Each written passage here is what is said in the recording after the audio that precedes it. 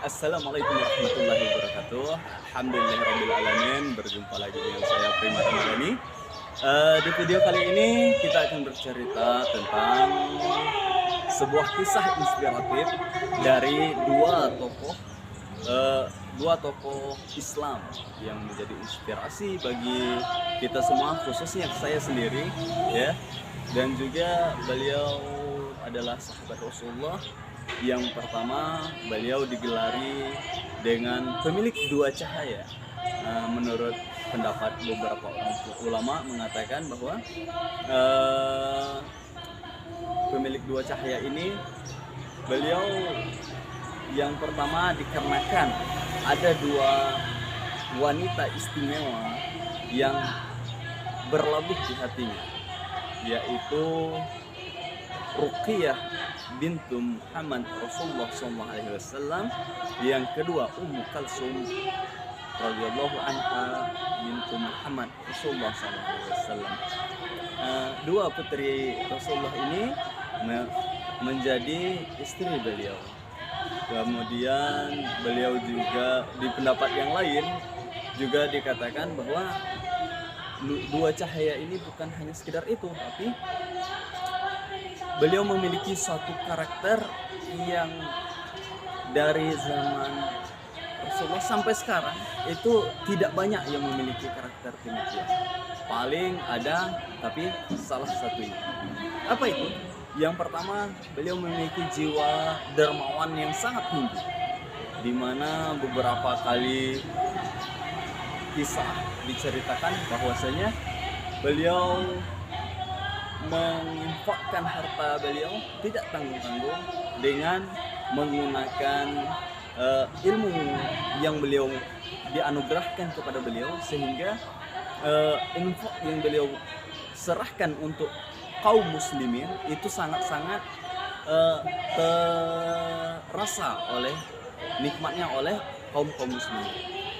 Yang pertama contohnya, suatu ketika pada musim kemarau itu banyak sumur-sumur di kota tempat tinggal mereka, tempat tinggalnya para sahabat, itu kekeringan. Dan suatu ketika ada satu sumur yang masih banyak airnya. Jadi dikarenakan hanya ada satu sumur itu saja di tempat itu, jadi beromong-omongan orang membeli air gitu situ. Cuman kaum muslimin yang lainnya banyak merasa keluhan mengeluhkan karena mahal dan sulitnya untuk mendapat air tersebut. Sehingga Rasulullah pernah bertanya kepada majelis taklimnya, majelis kajiannya Rasulullah. Rasulullah bertanya, "Hai sahabat-sahabatku, siapa yang berani untuk membeli sumur tersebut?" Maka Utsman bin Affan dengan hati yang lembut, dengan tawadhu, beliau menawarkan diri, "Ya Rasulullah, apakah ini juga berlaku untukku ya Rasulullah?" Dengan penuh rasa harap.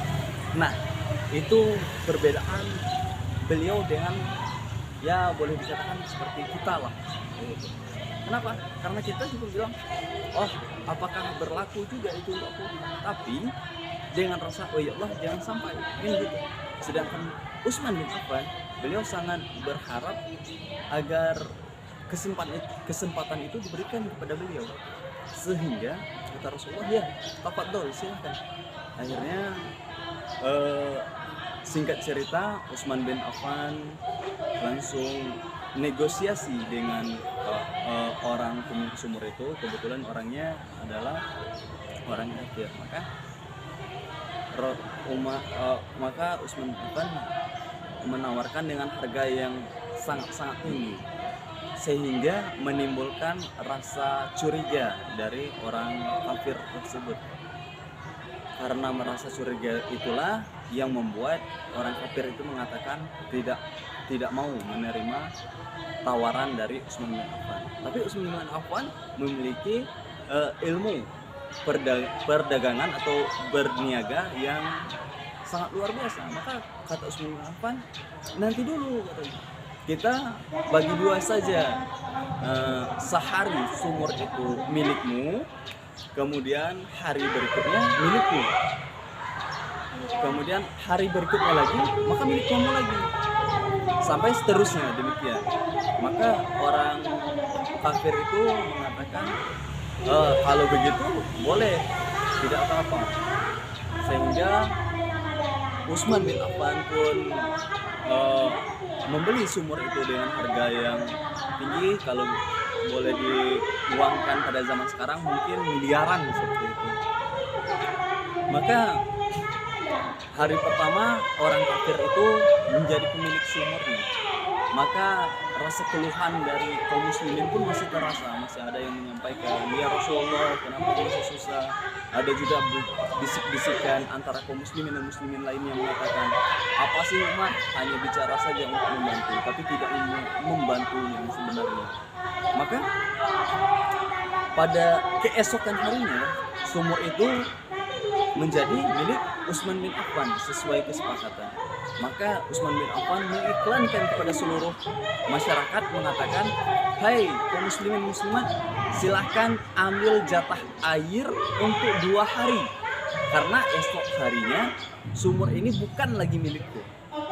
Maka kaum muslimin pun dengan rasa yang penuh gembira, mereka mengambil air, stok, mengambil airnya sampai kapasitas untuk 2 hari, sehingga pada esok harinya kaum muslimin tidak harus lagi membeli air yang di sumur itu, karena bukan lagi milik Utsman bin Affan. Pada keesokan harinya berganti hari, orang kafir itu lagi yang menjualkan, maka mulai merasa rugi. Kenapa? Karena omsetnya mulai menurun. Banyak kaum muslimin yang tidak lagi membeli air dari sumur. Kemudian singkat ceritanya, setelah sekian lama berjalan, akhirnya orang kafir itu pun menyerah. Kemudian berkata pada Utsman, gimana kalau aku ini sudah merasa rugi. Sehingga Utsman dengan kedermawanannya dia berkata, maka biar aku belikan semua kapasitas sumurmu dengan harga 2 kali lipat. Maka Utsman menambahkan lagi miliaran lagi uang untuk membayar sumur tersebut, sehingga sumur itu menjadi sumber mata air bagi masyarakat di sekitarnya, hingga dikabarkan hingga sekarang. Sampai sekarang masih terkenal ada sebuah sumur di kawasan Arab yang namanya sumur Utsman bin Affan. Itu yang pertama. Yang kedua juga, Utsman bin Affan pernah ditawarkan untuk membeli batang kurma, sehingga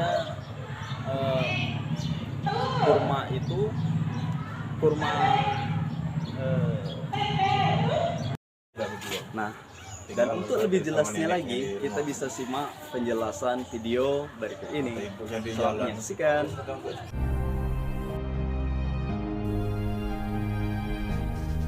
Ali bin Abi Thalib berasal dari keluarga Bani Hashim, keluarga terhormat di suku Quraisy. Ia merupakan putra dari Abu Thalib, paman yang mengasuh Nabi Shallallahu Alaihi Wasallam waktu kecil. Ketika masuk Islam, Ali bin Abi Thalib baru berusia 10 tahun. Ia memiliki kedekatan dengan Rasulullah dengan 2 cara, sepupu sekaligus menantu. Istri Ali, yaitu Fatimah, merupakan putri Nabi Shallallahu Alaihi Wasallam. Pengorbanan Ali kepada Islam nampak sejak awal. Saat orang-orang Quraisy mengepung rumah Nabi untuk membunuhnya, Ali adalah orang yang menggantikan Rasulullah di tempat tidurnya. Ia juga merupakan salah satu di antara 3 orang yang ditunjuk untuk perang tanding di Perang Badar dan Uhud. Setelah wafatnya Nabi SAW, Ali bin Abi Thalib adalah sahabat yang selalu menjadi penasehat yang menyertai 3 khalifah sepeninggal Nabi, Abu Bakar, Umar, dan Utsman. Ali bin Abi Thalib terpilih menjadi khalifah Islam setelah terjadi pemberontakan di Madinah yang menewaskan Khalifah Utsman bin Affan.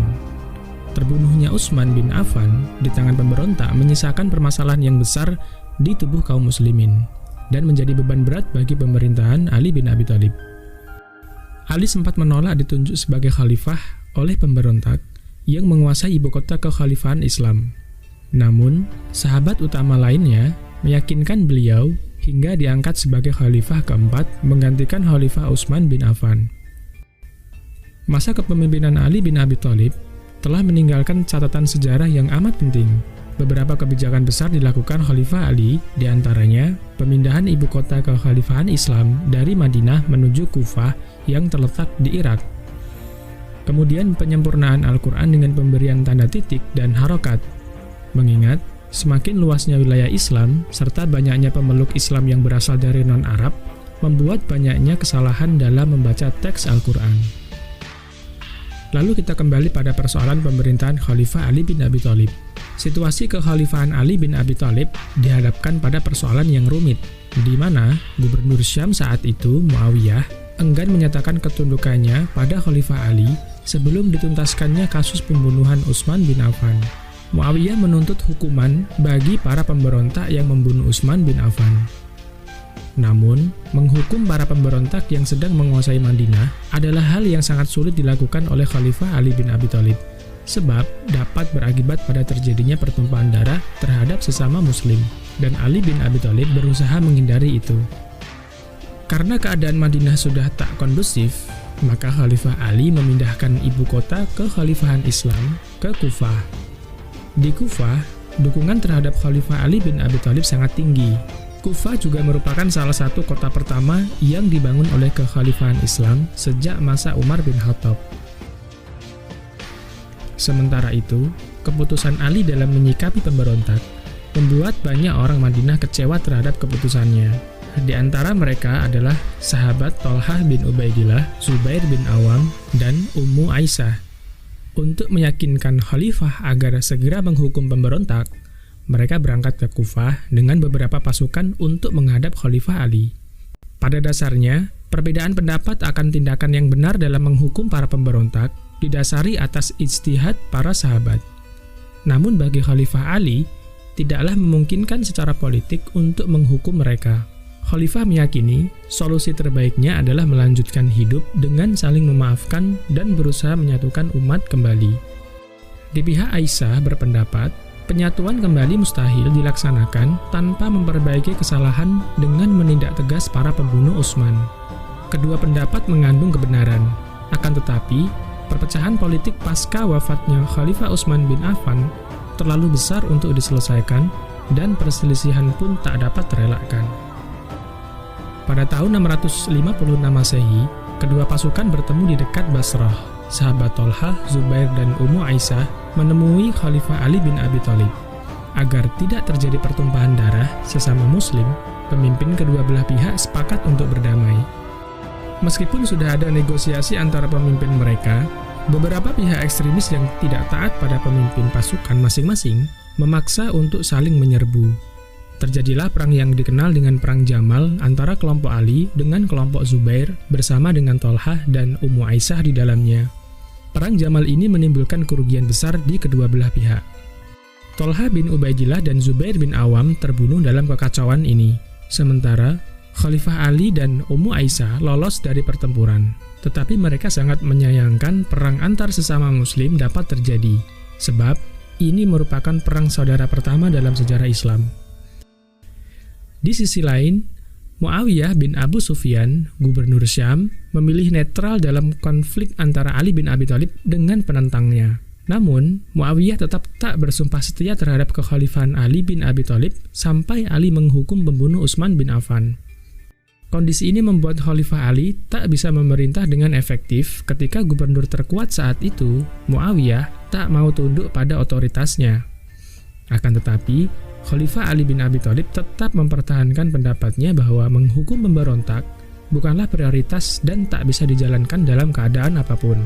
Kondisi saat itu memang benar-benar membuat Khalifah Ali dalam posisi sulit. Pada tahun 37 Hijriah atau 658 Masehi, terjadilah Perang Siffin, perang antara kelompok Muawiyah dan kelompok Ali bin Abi Thalib. Pasukan Ali yang berjumlah lebih banyak berhasil mendesak pasukan Muawiyah. Namun, sebelum peperangan dimenangkan pihak Ali, muncul Amr bin As mengajukan perdamaian atau gencatan senjata antara kedua belah pihak untuk menghindari pertumpahan darah yang lebih besar. Amr bin As menjadi tahkim atau penengah di antara kedua belah pihak. Khalifah Ali bin Abi Thalib pun setuju dengan adanya penyelesaian melalui tahkim atau arbitrase. Akhirnya, Ali bin Abi Thalib bertemu dengan Muawiyah di suatu tempat antara Irak dan Syam. Namun apa yang terjadi dan bagaimana hasil dari pertemuan ini sulit diungkap dalam sejarah. Namun kesimpulannya bahwa kelompok penengah menginginkan solusi untuk menurunkan Ali dan Muawiyah dari kekuasaan, lalu melakukan pemilihan khalifah baru. Saat hasil arbitrase ini diumumkan kepada kedua belah pihak, kelompok pendukung Ali menentang keputusan karena menganggap terdapat kecacatan dalam hasil arbitrase tersebut. Lalu, ada pula sekelompok pendukung Ali lainnya yang justru menentang Ali bin Abi Thalib karena beliau bersedia menyerahkan nasib kekuasaannya kepada penengah melalui arbitrase. Hal ini membuat terpecahnya pendukung Ali bin Abi Thalib. Kelompok penentang Ali bin Abi Thalib tersebut dijuluki Khawarij, yang artinya orang yang meninggalkan. Sebab, selain menentang Ali, mereka juga menganggap orang-orang yang tak sependapat dengan mereka sebagai kafir. Khawarij adalah kelompok pertama dalam sejarah Islam yang telah melepaskan diri dari konsep ketauhidan secara umum dan menjadi ancaman baru bagi dunia Islam. Khalifah Ali akhirnya memerangi kelompok Khawarij dan berhasil menghancurkan kelompok utama mereka pada tahun 658 Masehi. Namun, bibit-bibit Khawarij tetap tersebar secara sembunyi-sembunyi hingga berusaha melakukan percobaan pembunuhan kepada Muawiyah dan Khalifah Ali sekaligus. Benar saja, percobaan pembunuhan terhadap kedua tokoh tersebut dilakukan pada tahun 661 Masehi. Namun, kelompok Khawarij gagal membunuh Muawiyah karena dijaga ketat oleh pasukan pengawal pribadi Muawiyah. Berbeda dengan Khalifah Ali bin Abi Thalib yang tidak memiliki pengawal pribadi, ia mengikuti jalan para khalifah sebelumnya yang hidup seperti rakyat biasa. Hal inilah yang dimanfaatkan kelompok Khawarij. Seorang tokoh Khawarij bernama Abdurrahman bin Muljam berhasil membunuh Khalifah Ali bin Abi Thalib saat sedang menuju Masjid Agung Kufah. Dunia Islam berkabung dengan terbunuhnya Khalifah Ali bin Abi Thalib. Lalu, putra Ali bin Abi Thalib diangkat menjadi khalifah. Ia adalah Hasan bin Ali atau saudara kembar Husain bin Ali. Wafatnya Khalifah Ali bin Abi Thalib masih menyisakan perselisihan antara pendukungnya dengan pendukung Muawiyah di Syam. Khalifah Hasan bin Ali melihat keadaan yang tidak menentu antara sesama muslim, di mana kaum muslimin telah lama bertikai antara sesama mereka sendiri sejak wafatnya Utsman bin Affan. Ia melakukan hal luar biasa dalam sejarah kepemimpinan Islam. Hasan bin Ali menyerahkan jabatan khalifah kepada Muawiyah bin Abu Sufyan, padahal ia hanya beberapa bulan saja menjadi khalifah. Penyerahan jabatan khalifah dari Hasan bin Ali kepada Muawiyah bin Abi Sufyan dikenal dengan Amul Jamaah atau Tahun Persatuan. Sebab dengan adanya peristiwa Amul Jamaah membuat berakhirnya perang saudara di kalangan kaum muslimin. Peristiwa Amul Jamaah terjadi pada tahun 61 Hijriah atau 661 Masehi. Sejak saat itulah, secara resmi kekhalifahan berpindah ke tangan Muawiyah bin Abu Sufyan, sekaligus pindahnya pusat kekhalifahan Islam dari Kufah ke Damaskus, yang berada di Syam.